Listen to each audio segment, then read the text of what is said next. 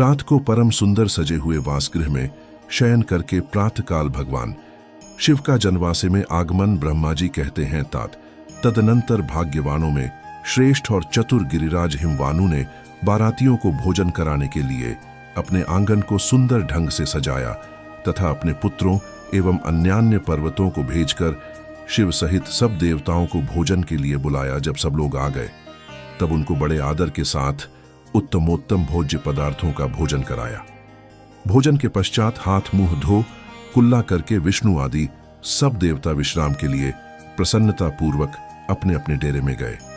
मीना की आज्ञा से साध्वी स्त्रियों ने भगवान शिव से भक्तिपूर्वक प्रार्थना करके उन्हें महान उत्सव से परिपूर्ण सुंदर वास भवन में ठहराया। मीना के दिए हुए मनोहर रत्न सिंहासन पर बैठकर आनंदित हुए शंभु ने उस वास मंदिर का निरीक्षण किया। वह भवन प्रज्वलित हुए सैकड़ों रत्नमय प्रदीपों के कारण अद्भुत प्रभा से उद्भासित हो रहा था। वहां रत्नमय पात्र तथा रत्नों के ही कलश रखे गए थे। मोती और मणियों से सारा भवन जगमगा रहा था।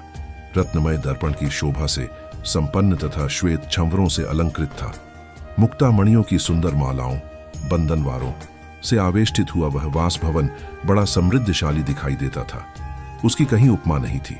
वह महादिव्य, अति विचित्र, परम मनोहर तथा मन को आह्लाद प्रदान करने वाला था।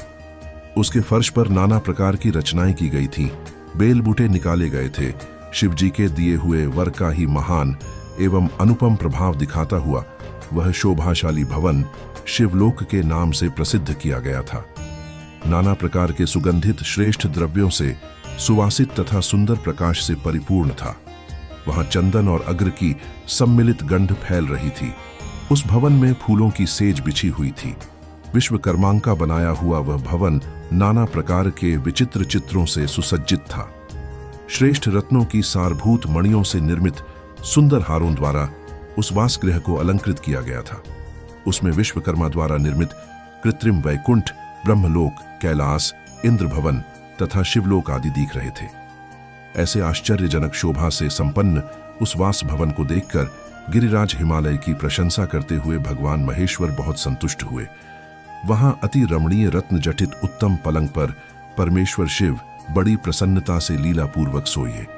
इधर हिमालय ने बड़ी प्रसन्नता से अपने समस्त भाई बंधुओं एवं दूसरे लोगों को भी भोजन कराया तथा जो कार्य शेष रह गए थे उन्हें भी पूर्ण किया। शैलराज हिमालय इस प्रकार आवश्यक कार्य में लगे हुए थे और प्रियतम परमेश्वर शिव शयन कर रहे थे। इतने में ही सारी रात बीत गई और प्रातःकाल हो गया। प्रभात काल होने पर धैर्यवान और उत्साही पुरुष नाना प्रकार के बाजे बजाने लगे। उस समय श्री विष्णु आदि सब देवता सानंद उठे और अपने इष्ट देव देवेश्वर शिव का स्मरण करके वहां से कैलाश को चलने के लिए जल्दी जल्दी तैयार हो गए। उन्होंने अपने वाहन भी सुसज्जित कर लिए। तत्पश्चात धर्म को शिव के समीप भेजा। योग शक्ति से संपन्न धर्म नारायण की आज्ञा से वासगृह में पहुंचकर योगीश्वर शंकर से समयोचित बात बोले। प्रमथ गणों के स्वामी महेश्वर, उठिए उठिए, आपका कल्याण हो। आप हमारे लिए भी कल्याणकारी होइए। जनवासे में चलिए और वहां सब देवताओं को कृतार्थ कीजिए। धर्म की यह बात सुनकर भगवान महेश्वर हंसे। उन्होंने धर्म को कृपा दृष्टि से देखा और शैया त्याग दी।